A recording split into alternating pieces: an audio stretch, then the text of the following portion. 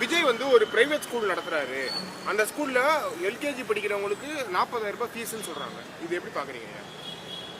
விஜய் அரசியல்லாம் வந்து கேவலமான அரசியல்.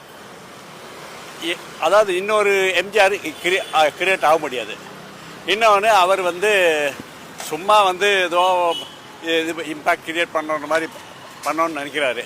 பட் நான் என்ன நினைக்கிறேன்னா அவர் ஏதோ யாருக்காகவோ ஒர்க் பண்ணுறாரு மாதிரி தான் தோணுது.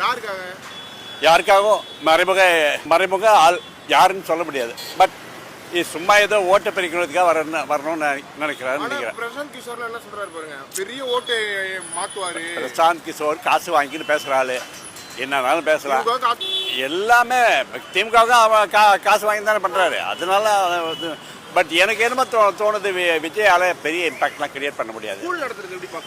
ஸ்கூல் நடத்துறது அவரோட சொந்த விருப்பம், நடத்திட்டு போறாரு. ஆனா மும்மொழி கொள்கை, இந்த கொள்கை அந்த கொள்கைன்னு பேசுறதுதான் வந்து களவாணித்தனம்.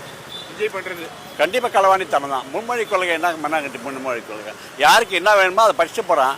இப்போ நீ நடத்துறிய ஸ்கூல் அவர் நடத்துகிற எல்லா ஸ்கூலு, அந்த ஸ்கூலில் ஹிந்தி சொல்லி தானே தர்றாரு. அப்போ என்ன கவர்மெண்ட் ஸ்கூலில் வந்து பண்ணக்கூடாது? அதாவது கவர்மெண்ட் ஸ்கூலில் ஏழை பாருங்க அவங்க விரும்பி தான் படிக்கக்கூடாது. இவன் சொல்கிறது தான் இவங்க இம்போஸ் பண்ணுறது தான் படிக்கணும்னு நினைக்கிறீங்க, அதானே?